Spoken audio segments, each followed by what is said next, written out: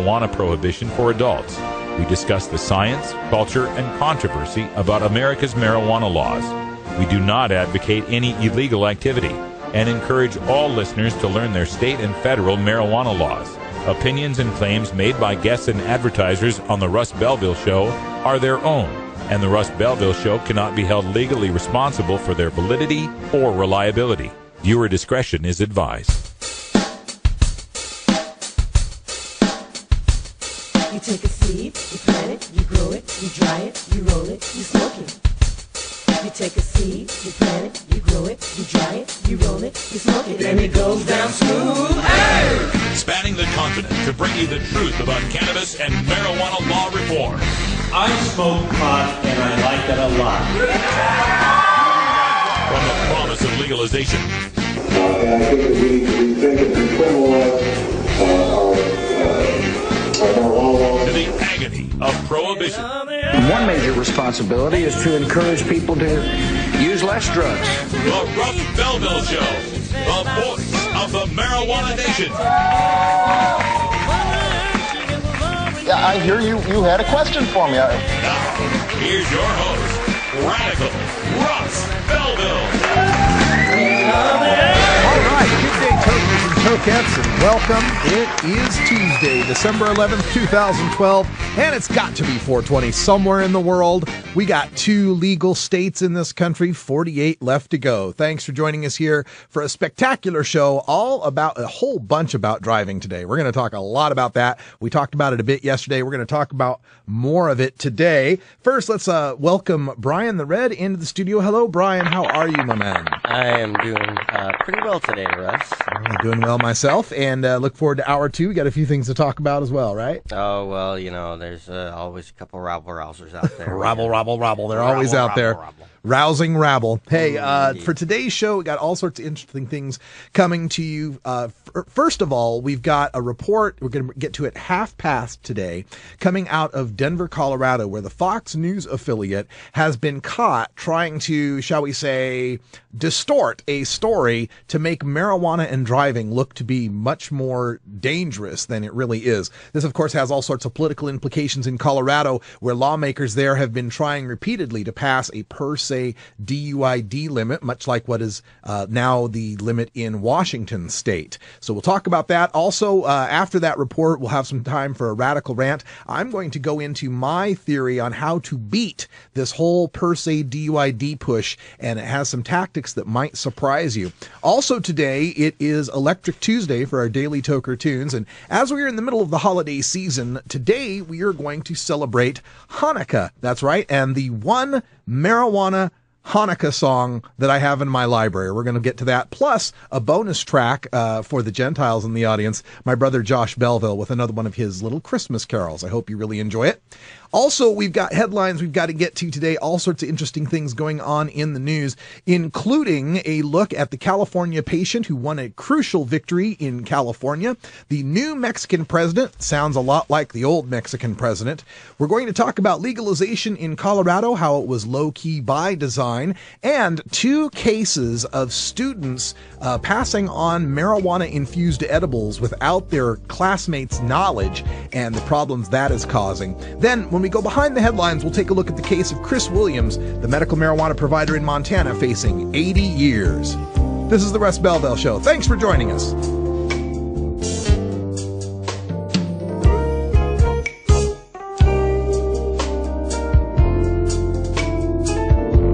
We'll be right back after these messages from our 420 friendly sponsors.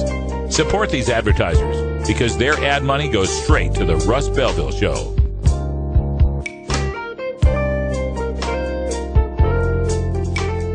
You're tuned into the Russ Belville Show, the voice of the marijuana nation.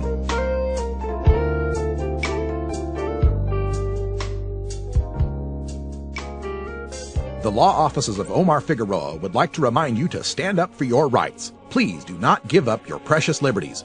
There's nothing wrong with standing up for our constitutional rights, and in fact, it's the only way to honor the Constitution that recognizes our natural rights. Treat law enforcement with respect and respect the Constitution by standing up for your rights. If you are detained or arrested, stand up for your rights by repeating, I respectfully invoke all my legal and constitutional rights. I do not consent to any search and seizure. I want to remain silent, and I want to speak to my attorney, Omar Figueroa. Omar Figueroa has more than a decade of experience in federal and California courts and graduated from Yale University, Stanford Law School, and Trial Lawyers College. Please contact the law offices of Omar Figueroa at 415-489-0420 or 707-829-0215 or on the web at www.omarfigueroa.com. What's to keep somebody from getting all potted up on weed and then getting behind the wheel? The Russ Belville Show. I'm not very good at singing songs, but here's a try. According to lifelong pot smoker and rocket scientist Carl Sagan, making apple pies from scratch is extremely difficult. If you wish to make an apple pie from scratch, you must first invent the universe. Radical Russ and the Rolla J Studios crew will be right back after these messages. A morning filled with 400 billion suns. The rising of the Milky Way. The cosmos is full beyond measure.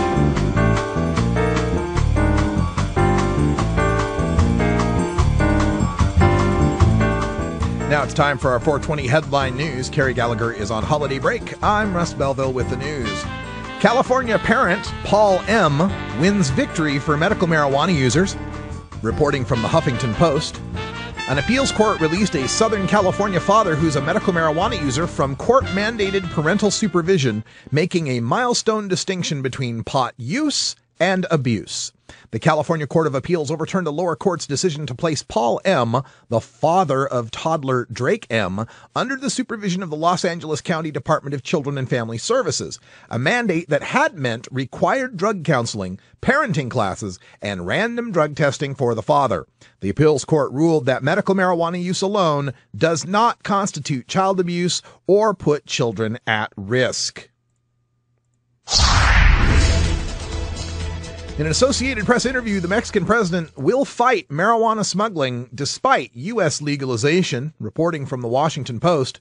In an interview with the Associated Press late Monday on goals for his new administration, new Mexican President Peña Nieto was asked if votes to legalize recreational use of marijuana in Washington state and Colorado would make him rethink Mexico's drug war policy. Said Peña Nieto, quote, "The short answer is no," who added that he remains personally opposed to legalization. Quote, "My government will continue mounting a real fight against the trafficking of marijuana and all other drugs," end quote. Top Peña Nieto campaign aide Luis Videgaray, now Secretary of the Treasury, said in November that the U.S. legalization votes would complicate Mexico's anti-drug efforts. But Peña Nieto said his government, quote, "in no way will abandon the fight," end quote. He said he is committed to putting up a united front against organized crime, pushing for better coordination among local, state, and federal police forces, and completing the overhaul of Mexico's broken and corrupt justice system. Outgoing President Felipe Calderón tried both with very little success.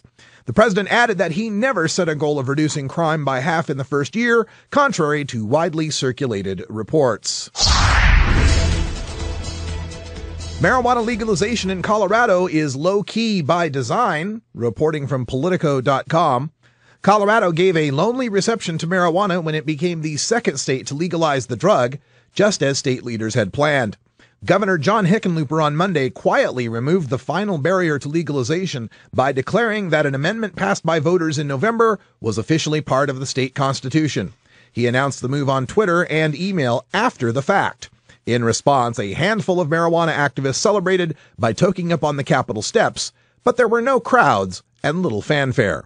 Colorado law gave him until January 5th to declare marijuana legal. He told reporters he saw no reason to wait and didn't see any point in letting marijuana become legal without his proclamation.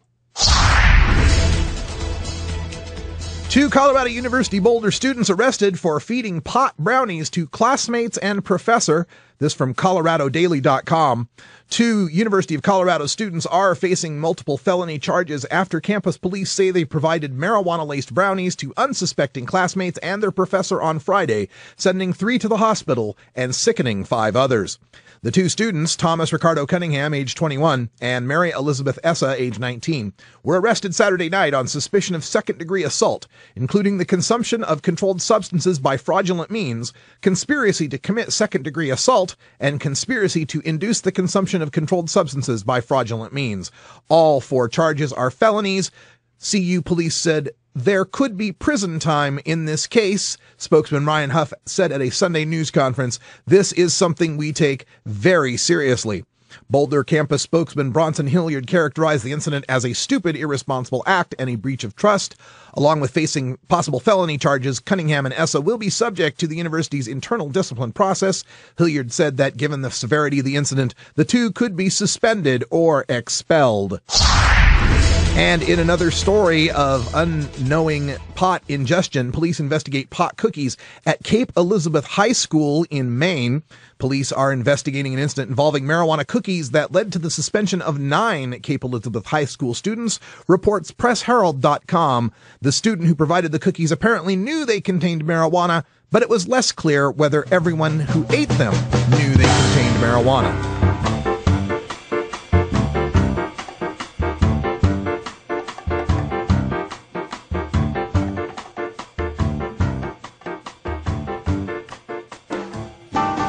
And that's our 420 headline news for today, Tuesday, December 11th, 2012. I'm Russ Belville. When we come back, we take a look at the case of Chris Williams in Montana facing 80 years mandatory minimum prison. We'll be right back after these messages.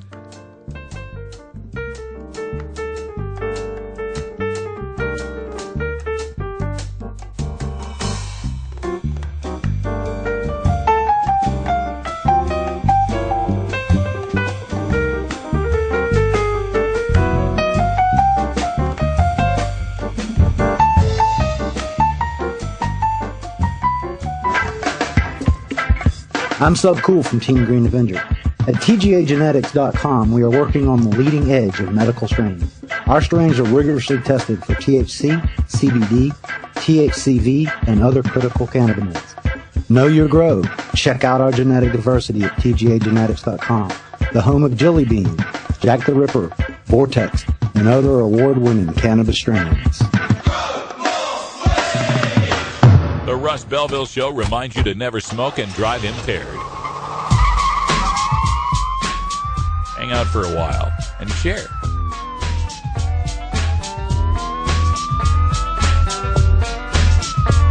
This day was hard and your work was long and you need a break from all that's wrong. You better look at the clock cause it's 4:19. Time to reach in that pocket for your bag of green and smoke that weed. You're tuned into the Russ Belville Show.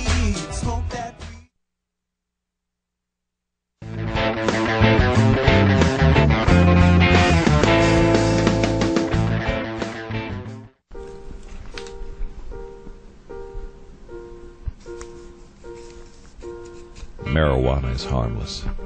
That's what everybody says these days. It's fun. It's recreational. Some even call it medicine. But every year, millions of young people find out that marijuana is extremely dangerous. Every year they find out that it's deadly. Marijuana smoke is lethal and toxic. Don't believe anything you've ever heard positive about smoking marijuana. It will kill you. Really. It's really gonna kill you. Don't smoke it. It will really, really kill you. Seriously. It's gonna kill you. Paid for by the we're not even trying anymore. We made it all up, anti-drug, whatever. Thanks to our friends at highdimes.com for those PSAs. Radical Russ back here at Rolla J Studios. And we're going to go behind the headlines with a look at the Chris Williams case. We've reported this in the news before, but Huffington Post has the latest. He's seeking a pardon. Chris Williams was working as a medical marijuana provider in Helena, Montana in 2011 when federal agents raided the greenhouse he was in charge of and arrested him for drug trafficking. More than a year later, he's been found guilty on 8 federal drug charges, which carry a mandatory minimum sentence of more than 80 years in prison. 8 decades, not 18, 80 years in prison. While Williams continues to fight the prospect of spending the rest of his life in jail, a task made more difficult by his earlier refusal to accept a plea bargain over his belief that he hadn't broken any laws, his supporters have mounted a petition calling on the White House to grant him a pardon. It's since crossed the 25,000 signature threshold needed to be addressed by the president. And I will paste in the link to that petition if you'd all like to sign it. That's in our chat room right now. While medical marijuana use was legal in Montana at the time of his arrest, Williams wasn't permitted to argue in his trial that he followed state laws regulating medical marijuana. This is very typical in the federal trials. You can't say the word medical and marijuana in the same paragraph. You can't admit that you're sick and treating yourself with marijuana. If you do, you're found in contempt of court. A mistrial is called, and they start the whole process all over again. Montana voters have since voted on a ballot measure to severely limit the use and distribution of cannabis. The Justice Department maintains that medical marijuana remains illegal under the Controlled Substances Act. Williams has appealed his criminal conviction in federal court. He's the lead plaintiff in the suit, which claims that federal authorities have violated states' rights as laid out in the 10th Amendment with crackdowns on medical marijuana that is legal in Montana. Observers admit that he has little chance of winning. And that's because it's been tried before. There's plenty of people who are serving federal time. Dr. Molly Fry and Dale Schaefer come to mind. Eddie Lepp comes to mind. Many people who were abiding by their state law with respect to medical marijuana weren't allowed to bring that up in federal trial and are doing federal mandatory minimums right now. So this is a very sad case, and I really hope that President Obama will take a serious look at this and commute this man's sentence, pardon him, do something. There's no reason why a medical marijuana grower who was following Montana law at the time should be doing 80 years in a federal prison. But whenever I hear these stories, I always instinctively go to the Google News to find out what else is going on in the courts in that area, in that state, wherever it might be, where they're going to put someone away for the rest of their life for gardening. And I did this right before the segment, as a matter of fact. That's why I played that video, because I had just last second remembered to do it. And it didn't take me but 60 seconds to come up with these 3 stories. From June 28th, 2011, a Bozeman man could spend the next 8 years in prison for sexually assaulting a boy several times. David Olson was sentenced in Gallatin County District Court on Monday after previously pleading guilty to 1 charge of sexual assault and 2 charges of sexual intercourse without consent. He will also spend an additional 12 years on probation. So this guy will do 8 years in prison, 12 years on probation, and he'll only still have 1/4 of the time in that this medical marijuana gardener, Chris Williams, would be in prison. But that's 2011. Have things changed? No. August 31st, 2012, from the Missoulian at Missoulian.com. Missoula man convicted of raping 2 teens will serve 90 days in jail. A Missoula man convicted of raping 2 14-year-old girls when he was 21 will spend 90 days in the Missoula County Jail. Missoula County District Judge John Larson sentenced Sean Lowe, age 23, on Thursday to 20 years in prison, but suspended all of that but 90 days, which he said Lowe could spend in the Missoula County Detention Facility. Also designated Lowe a Tier 1 sex offender, meaning that his risk of repeating the offense is low. So, sentenced to 20 years, got 90 days. Now, I'm not necessarily saying that this was an unjust decision in that case, but it certainly highlights the disparity in justice for the guy who was merely gardening medical marijuana for sick people. But wait, there's more. This one fairly recently, September 12th, 2012, from the Chicago Tribune. University of Montana running back pleads guilty to rape. One of 2 University of Montana football players accused of rape has pleaded guilty under a deal with prosecutors that would limit his sentence to 10 years in prison, settling a case that helped rivet attention on sexual assault among students there. Bo Donaldson, age 23, a running back for the Big Sky Conference champion team, the Grizzlies, was charged in January with raping a woman at his residence while she slept following a night of heavy drinking in September of 2010. So raping the passed out drunk girl at college would limit his sentence to 10 years, just 10 years for that. Meanwhile, Chris Williams is facing 80 years behind bars for growing plants under his state's medical marijuana program, following the state law, helping sick people to deal with their illnesses, and was not even allowed to mention that at trial.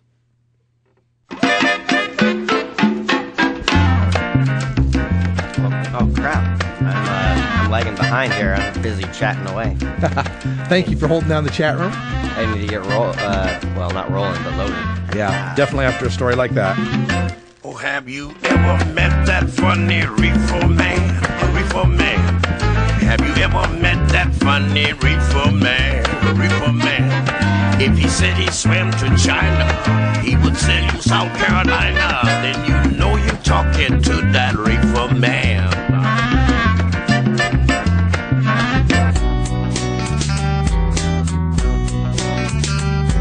Look, when I was a kid, I inhaled frequently. That was the point. Remember, Mr. President, you once were just one bust away from being Barry the drug criminal. Life ain't a box of chocolates gum. That's why people smoke weed and take bumps and drink way too damn much and get drunk and do it all over again first of the month.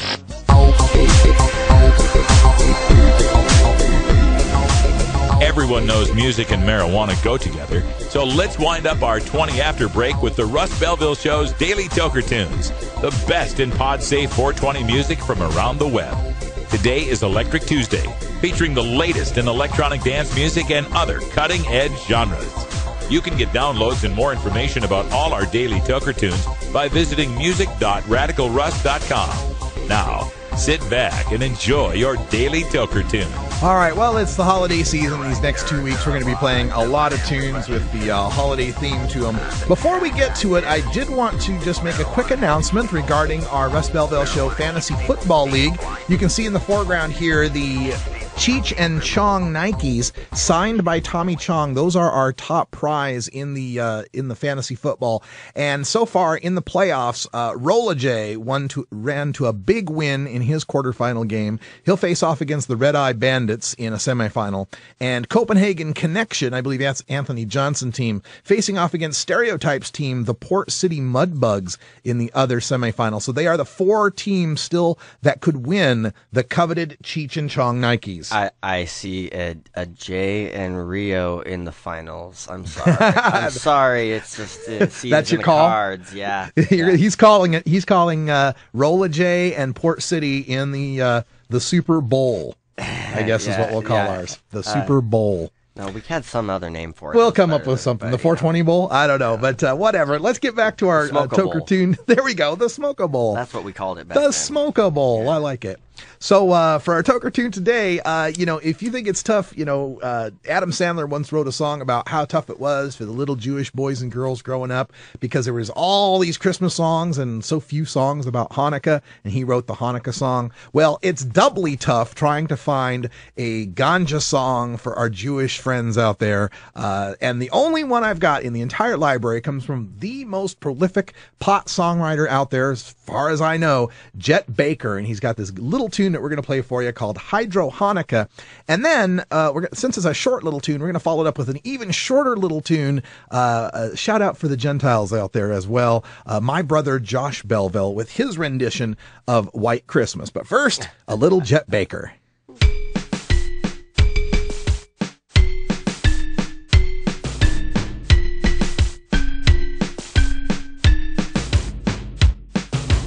Hydro Hanukkah and a Hashi New Year under ya. May each Hanukkah night you light be Hydro and a Hashi New Year under ya. May all your Hanukkah days be high. Hydro Hanukkah and a Hashi New Year under ya. May each Hanukkah night you light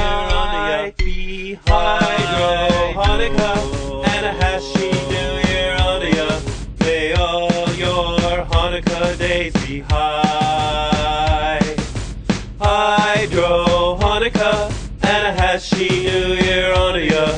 May all your Hanukkah nights you light behind Hanukkah. And a Happy New Year on ya. May each Hanukkah night you light behind Hanukkah. And a Happy New Year on ya. May all your Hanukkah days be high. Hydro Hanukkah. And a Happy New Year unto ya. May each Hanukkah night you and a Happy be high. Hanukkah and a Happy New Year unto ya. May each Hanukkah and a Happy New Year unto ya. Be high. Hanukkah and a Happy New Year unto ya. Hydro Hanukkah and a Happy New Year unto ya. Hydro Hanukkah and a Happy New Year unto ya. Hydro Hanukkah and a Happy New Year unto ya. Hydro Hanukkah and a Happy New Year unto ya.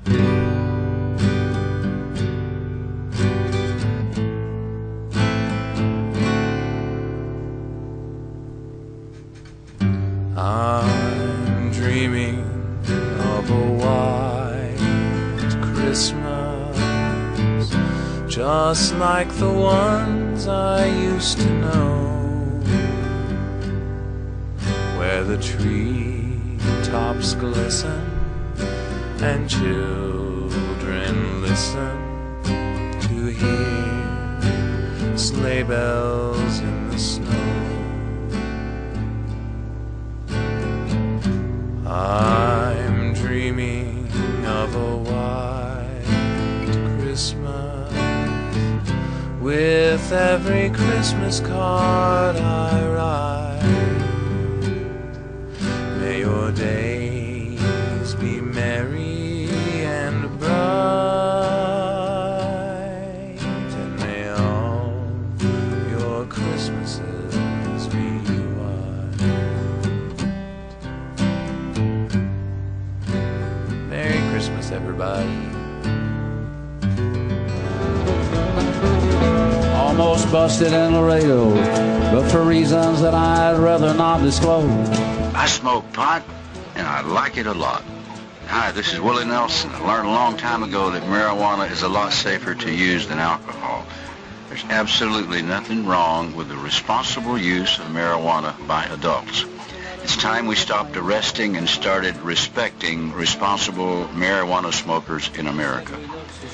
And to learn what you can do to help, please contact NORML at www.norml.org or call toll-free at 888-67-NORMAL. The show was long and we were just sitting there, and we'd come to play and not just for the ride.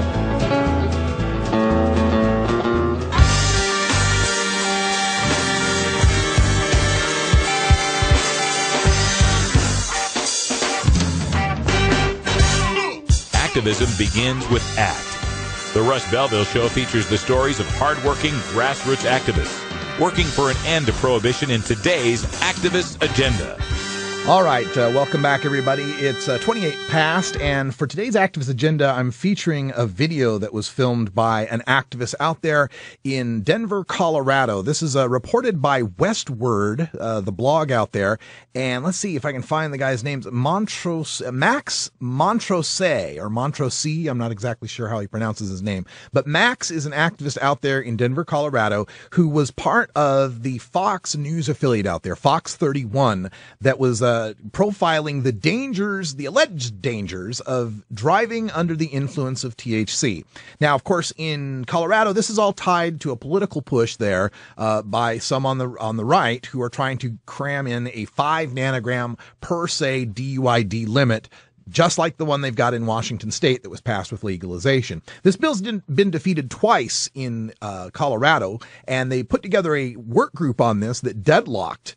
Paul Montana was part of it, that deadlocked on whether or not there was any way to set a per se DUID and be accurate and fair and just with it. So this is an issue that's very volatile in the state of Colorado. This is where this Fox News story comes in, where it appears, at least to me, even just from watching this video, that they definitely have an agenda here to try to paint marijuana users as being much more dangerous drivers than they really are. And then after we show this video, we'll show some of the behind the scenes that Max filmed, and he's posted it up on his YouTube channel. We'll give you some links in a second, where he has kind of shown the editing tricks and some of the shenanigans that the Fox station is employing to make us look bad. So let's start. Well, we'll just give you the whole video here from the Fox affiliate in Denver. From now, Colorado will be one step closer to legalizing marijuana. Tomorrow, the Secretary of State is expected to certify November's vote, clearing the way for the governor to sign the landmark legislation. But if you're thinking about lighting up and driving, there are some things you need to know before getting behind the wheel. Fox 31 Denver's Mark Meredith is getting your questions answered about driving while stoned. Mark? Ron, for years, lawmakers, they've been trying to decide just how much marijuana can be in someone's system for that person to still be considered safe to drive. But now with Amendment 64 closer than ever to becoming law, it's important to point out while marijuana possession is about to become legal, when it comes to driving while under the influence, the law stays the same. After years of trying to change the law, for the first time in state history, marijuana smokers are claiming victory. Coloradans are getting fed up with a system that arrests tens of thousands of adults every year. Just last month, by a wide margin, voters decided once and for all to legalize weed for adults 21 and up. And while this new law may mean soon it'll be okay to light up, when it comes to driving, there's more questions than answers. Back in May, Fox 31 Denver decided to put marijuana users to the test. When I medicate, I actually come back down to what you would consider a more normal state. Using a state-of-the-art driving sim. Okay, keep that in mind. That was Max, who they just spoke to, where he says, when I medicate, I feel like I come down to a more normal state, right? And they just use that one quote. That becomes important a little later. Simulator and supervised blood test, we wanted to find out if there's an accurate way to find out if someone is too high to drive. And it's the same question state lawmakers and police have been trying to tackle for years. We're looking for certain indicators. Troopers like Nate Reed with the Colorado State Patrol say while Amendment 64 may legalize possession, when it comes to driving, just like it was before marijuana was legal, you can't drive and be under the influence of anything. In May, state lawmakers narrowly voted down a measure that would spell out what it means to be high behind the wheel. And see it as a serious priority when it comes to saving lives. And lawmakers like State Senator Steve King headed up the measure that would have defined being high as someone with 5 nanograms of Delta-9. That's a chemical found in weed. The marijuana industry needs to step up and say, friends don't let friends drive high. Because it is every bit as dangerous. We wanted to find out if the 5 nanogram law would be fair for. First of all, we do say that friends don't let friends drive high, and now that it's legal, we'll be able to have those kind of public service campaigns. But we were just giggling over here over the chemical that they find in marijuana called Delta-9. No, they said they found in weed. Delta-9, yeah. The Delta-9 is in weed. Don't you love these reporters? They can't even get the names of the chemicals right. All right, let's go on. This is Max here, and this is pretty much where it starts getting to the simulator stuff that is in the controversy of this. Hold on. Colorado drivers. I'm scared myself. For our test, we put 3 medical marijuana patients behind the wheel, asked them to light up, and later drew their blood to test for nanograms. Oh! The results, while some drivers could barely handle our simulator, he's shown impairment to the point where he probably would be pulled over. Under the previously proposed law, some of those drivers would actually be considered safe to drive because their blood didn't show any nanograms. You are. No, that's not what the law would say right now. If the cop just said he's exhibiting behavior here that would have led us to pull him over to show that he was impaired. The law never said that it was okay to drive with impairment. That's this idea that without the 5 nanograms, there's not a law against marijuana when the cop keeps saying there is. Nothing changes from the point before it was legal to the point it is legal. It was illegal before to drive impaired. It's illegal now to drive impaired, but they keep trying to distort that. Required to submit to a test, and that test in this case would be a blood test. You know, he's driving fairly well. But despite different results for different people, current Colorado law says if an officer thinks you're driving under the influence, you'll likely be forced to give a blood. Oh, great. So Shockwave would crash at that time, just when I was trying to show you the video. Let's see if we can get that back up for you. Sorry about that, folks. Such as the hazards. 2 hours from now, our simulator. He's shown impairment to the point where he probably would be pulled over.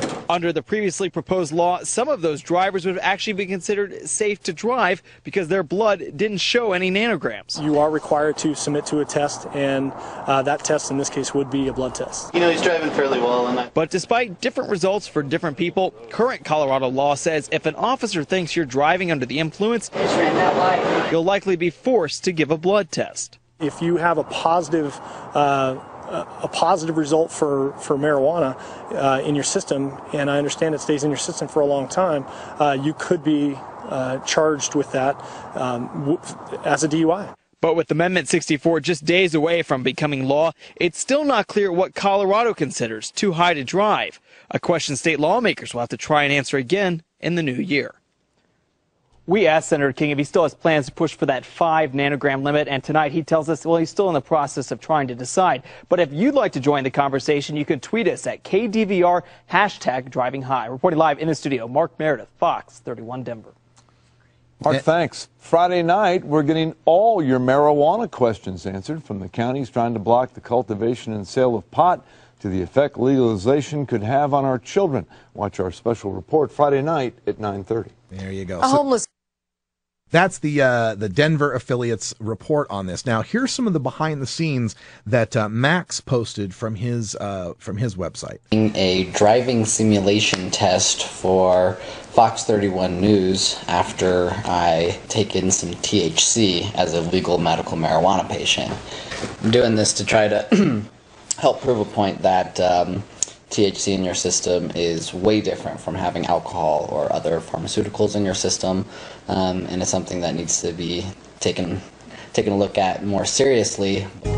I'm telling you this and why I bought this little camera is because for some reason I've got this little funny feeling that Fox is going to edit this footage to a bias that's not going to be truthful for the cannabis community. And just in case, I'm going to try to film everything that they film so that if they do skew the reality of the situation with this driving test, that we can put the truth and the information out there.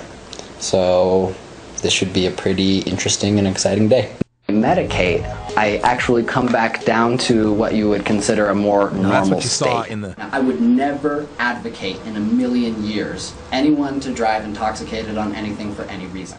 When I wake up in the morning and I'm no longer medicated, I've had a great rest of sleep, I get in my car and I get pulled over because my emission sticker hasn't been updated, and I have a pipe in my car that stinks because of the resin. The cop says, well, have you been smoking? I haven't. He tests my blood. Well, of course there's more than 5 nanograms in there. Now, this is where I have to stop him because, once again, okay, your sticker's not good. You've got a stinky pipe. Where's the probable cause part where he has the probable cause to take your blood? They just think that cops are roaming around there, and for any reason they can just grab you and start taking blood out of you. It's not that easy. You would have had to display some sort of impairment on the road for him to get to that point. You have to get past the whole touching the nose part. You have to get past all of that before you get to that point. So while I admire you, Max, for what you're doing here, trying to, uncover what's going on with this Fox channel here, once again, you fall victim to this whole, oh my God. I'll tell you what, we'll save that for the rant. It's coming a little bit later. So are you going to send me to jail? Even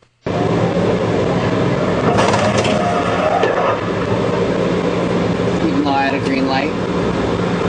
You crashed into me? Is that okay? Alright, we got it. Test 2. Okay, so if you didn't hear that so well, he gets into a wreck on the simulator, and he turns and looks up and goes, even though I had a green light? Right? So he had the green light and was proceeding, as he should have, when something else wrecked into him.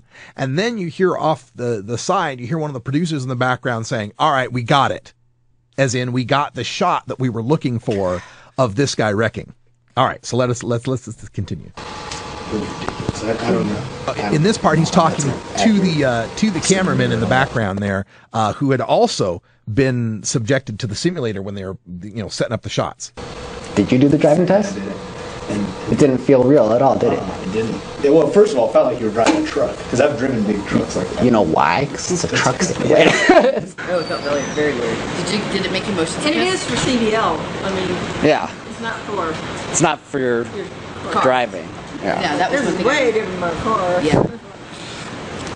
And then the second thing was that, and for me, they were screwing around with me, and they kept throwing different things like wind at me and snow and shit like that. In cars that run out at Yeah. you. It's a simulator for devastation, Yeah. not So like the worst case regular scenario. driving.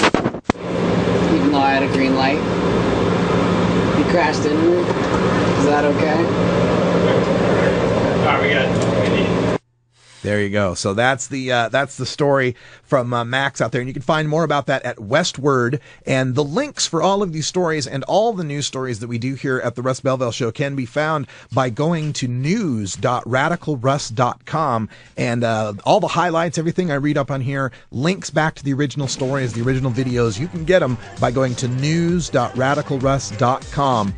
Check that out. All right, when we come back, we're going to have a little time for a radical rant.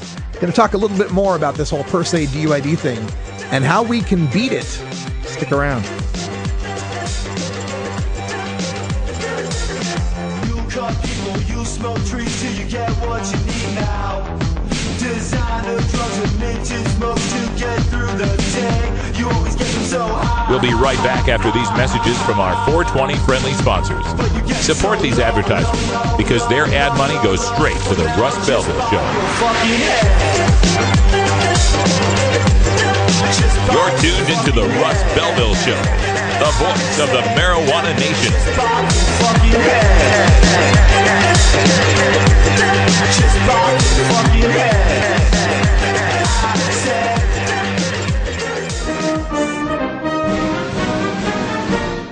Sir, do you think there will or should come a time for us to discuss the possibility of legalization, regulation, and control of all drugs, thereby doing away with the violent criminal market as well as a major source of funding for international terrorism? Thank you so much for your time, Mr. President. Well, I think this is an entirely legitimate topic for debate. Name the time and place, Mr. President. Radical Russ has been prepping for this debate full-time since 2005. The Russ Belville Show. You're tuned into the Russ Belville Show. Yeah, we've made a call on the controversial marijuana ballot question, Amendment 64. Floyd, we can safely say this is going to pass?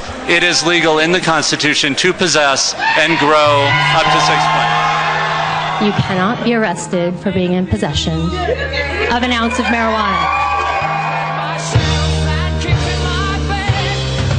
Colorado and the state of Washington, they voted to legalize marijuana, not for medical use, but for recreational use. This is the beginning of taking apart prohibition one state at a time. That's how they did it 80 years ago against alcohol. That's how we're going to do it now against marijuana.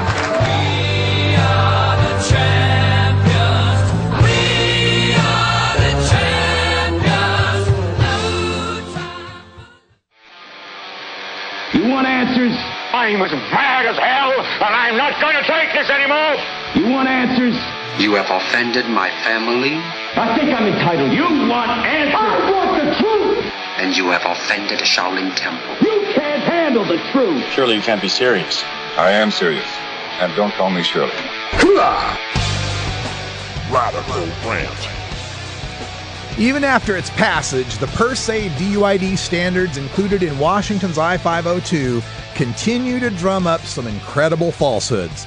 Now that it's passed, I'm ready to work with everyone who wants to get this particular standard overturned, but I'm even more energized to beat back the entire concept of drug testing altogether, not just for driving, but for employment as well. But it's not going to go well for our side until we can all get on the same page and be honest about this issue. First off, we need to recognize the truth about how Washington's I-502 per se DUID provision came to be. While I no longer work for NORML, I did during the entire campaign leading up to I-502. And I can tell you definitively that NORML has always been opposed to per se DUID standards and did everything in its power to prevent them from being included in I-502. From their own statement at norml.org, we fully recognize the per se DUI marijuana provisions in I-502 are arbitrary, unnecessary, and unscientific, and we argued strongly with the sponsors for provisions that would require proof of actual impairment to be shown before one could be charged with a traffic safety offense. NORML, arguably more so than any other drug law reform organization, has a long track record of opposing the imposition of arbitrary and discriminatory per se traffic safety laws for responsible cannabis consumers. But we failed to persuade the sponsors of I-502, and now we must decide whether to support the initiative despite those misgivings. Despite those provisions. We believe the overall impact of this proposal, if approved by voters this fall and enacted, will be overwhelmingly helpful to the vast majority of cannabis consumers in the state and will eliminate tens of thousands of cannabis arrests each year.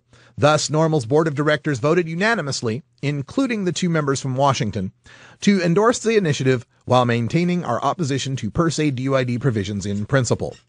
All right, so ACLU of Washington got a 5 nanogram per milliliter per se DUID put into I-502, believing it was necessary to win. NORML opposed that and lobbied to have it removed. ACLU of Washington ignored NORML and got legalization on the ballot with a per se standard. NORML then had to choose between support legalization with a per se DUID or oppose legalization with a per se DUID, and they chose the former. They chose to support it. Now, you can decide whether that was the right choice or not, but it certainly wasn't a pro-per se DUID vote. At best, it was a pro-state legalized personal possession of marijuana with a per se DUID vote. Next, we need to stop the hysterical whining and wailing that no patients will ever be able to drive, and thousands of patients are going to be criminals every time they drive. For one thing, it's not just patients. It's everybody who consumes marijuana on a fairly regular basis. Arguing this as if it only affects patients, again, diminishes credibility. Either smoking pot regularly gives you a tolerance, or it does not. Having cancer, AIDS, or chronic pain does not affect the tolerance. The general public is already suspicious of the medical marijuana community. While over 80% support medical use in the most recent CBS News poll, over 50% for the second time around in the polling now think current medical use isn't all that medical. Arguing this as a patient's issue plays right into the, well, there they go again with their medical marijuana get out of jail free cards. And that's a sentiment that really exists out there. The problem with the hysterical wailing is that nobody believes it. It's Chicken Little. Of course patients are going to be able to drive because they have been. It's not like DUID is a brand new law. It's always been illegal to drive with active THC in your bloodstream.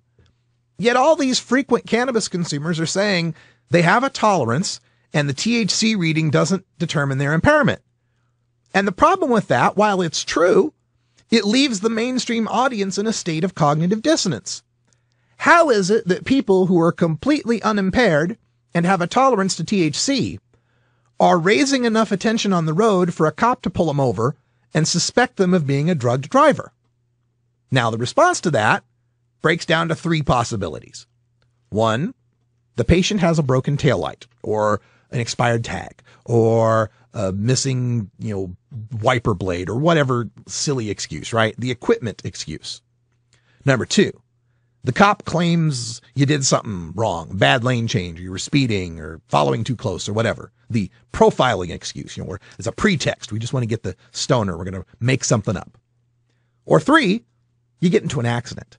Now that's, the wreck excuse. Okay.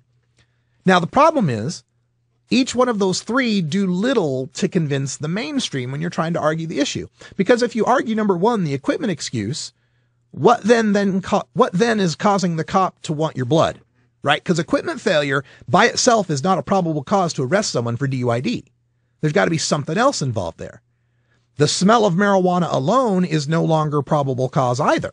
Possession is legal, as is possession of your paraphernalia, your pipes. So what is it between I saw your taillight was out to, oh my God, I need to take this guy's blood. What happens in the between there? That's the difficulty you got in trying to talk this through with your mainstream audience. The other part that we've got is if it's the profiling excuse, oh, they're just looking for an excuse, right? You know, the asshole cop excuse. If that's the problem, well, you still have all the probable cause issues, right? You still would have to have had, like bloodshot eyes or being unresponsive or failing the roadside sobriety test. And the problem is if you've gotten to that point, most people do want you off the road. So you're not arguing from a position of strength at that point. And if you go with that whole profiling excuse, now you also look a little paranoid. Oh, they're all out to get you, right? And if it's the wreck excuse, somebody gets in a wreck and then their nanograms are too high and they get charged with DUI. Well, now you got to argue that it was the other guy's fault and your weed smoking had nothing to do with it. Good luck with that. I'm not unsympathetic to this situation. I'm just saying from a position of rhetoric, of trying to argue this. One of the things that people mistake is they put too much stock in facts, reason, science, and logic. They're nice to have on your side. But this is an emotional issue. People are afraid of their little boys and girls, their little teenage sons and daughters, their little college-age kids getting into wrecks on the freeway because of marijuana. They're afraid of someone else wrecking into them because of marijuana. It's a fear issue. And if you come back with fact, science, reason, and logic, well, 5 nanograms doesn't really show that anyone's impaired. Actually, drivers with marijuana are safer drivers, blah, blah, blah. It doesn't address the fear part. We need something that addresses the fear part. Also, the process of prosecuting a drugged driver with these new per se law in Washington state has really only changed in one manner. It's that the presence of 5 nanograms per milliliter of active THC in the blood is now evidence enough to convict you of DUID. And that means driving under the influence of drugs, not under the impairment of drugs.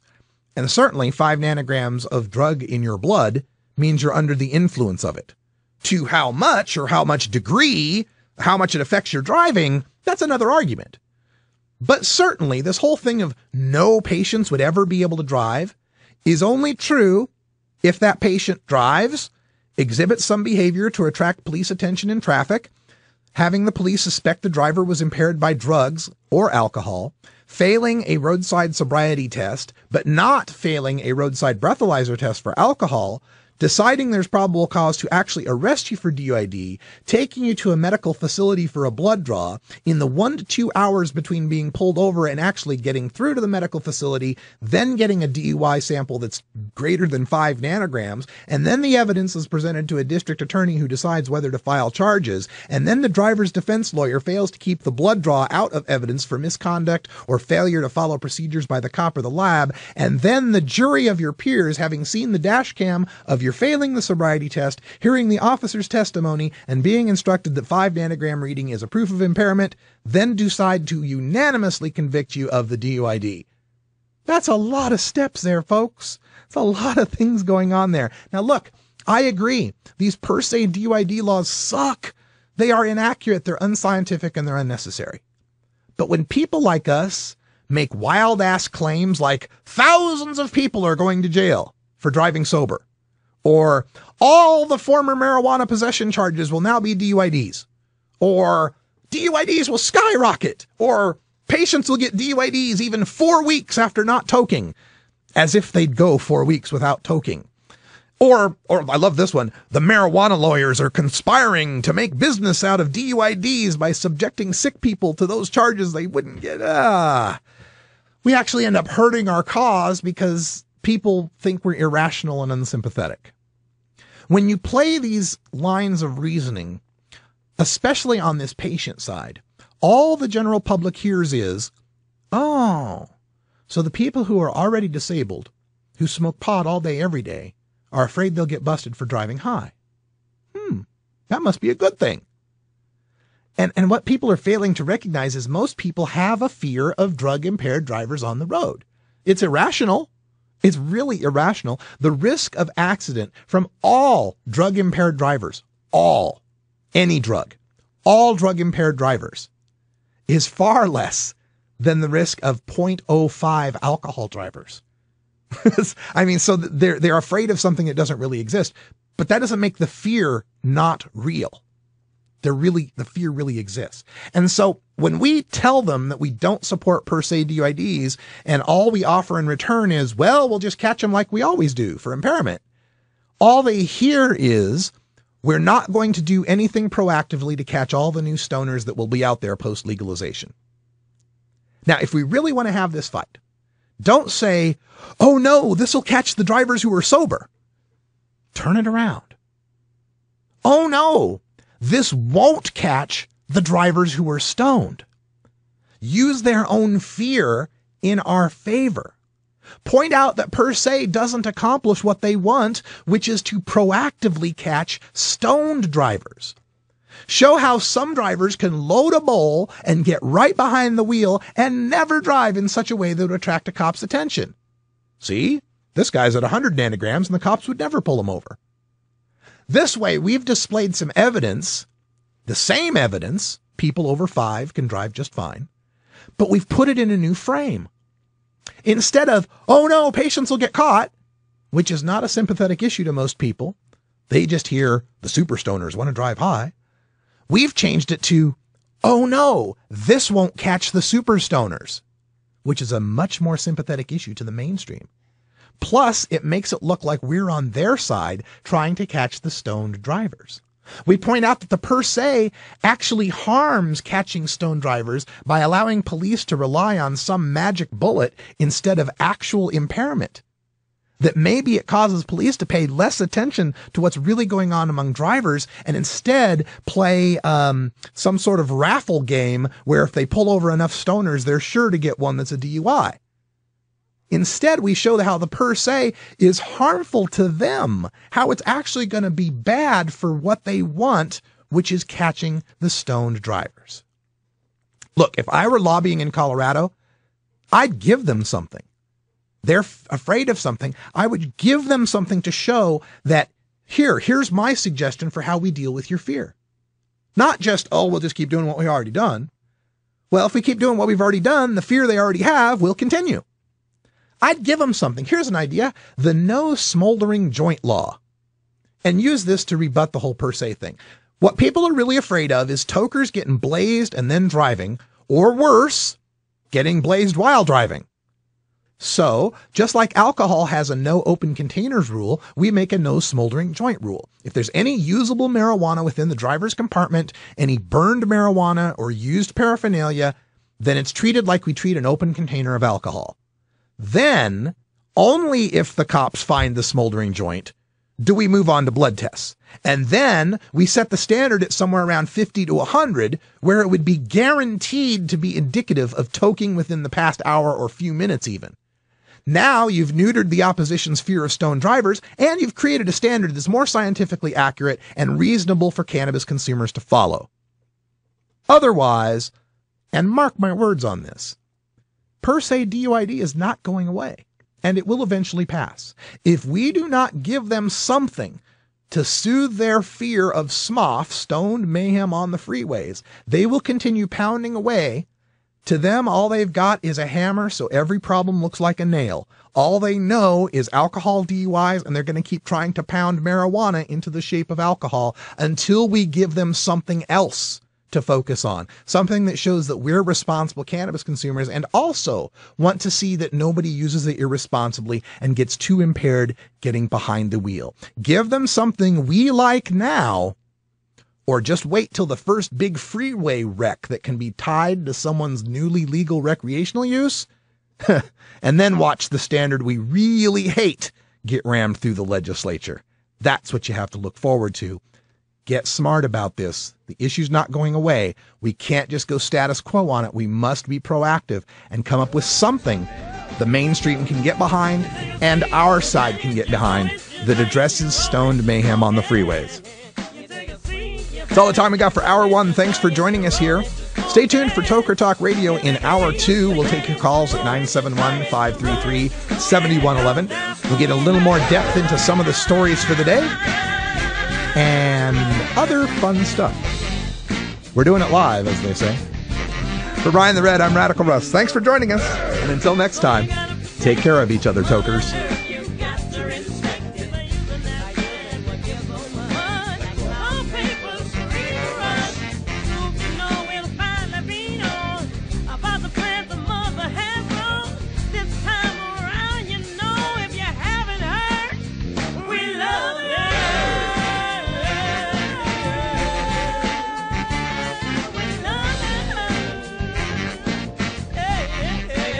This is the Russ Belville Show. The Russ Belville Show is blogging and podcasting daily at RadicalRuss.com. You take a seed, you plant it, you grow it, you dry it, you roll it, you smoke it. You take a seed, you plant it, you grow it, you dry it, you